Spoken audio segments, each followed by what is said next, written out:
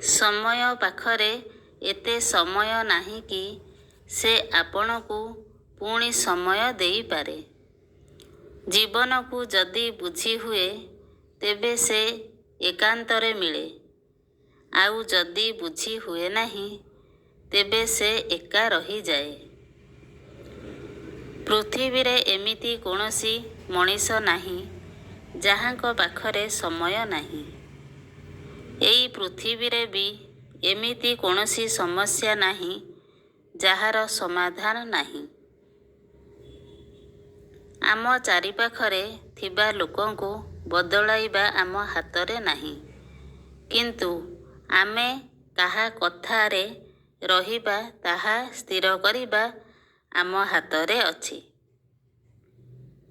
ସ୍ୱଭାବ, ବୁଝାମଣା ଏବଂ ସତ୍ୟ ସମ୍ପର୍କ ସବୁବେଳେ ସାଥ ଦିଅନ୍ତି।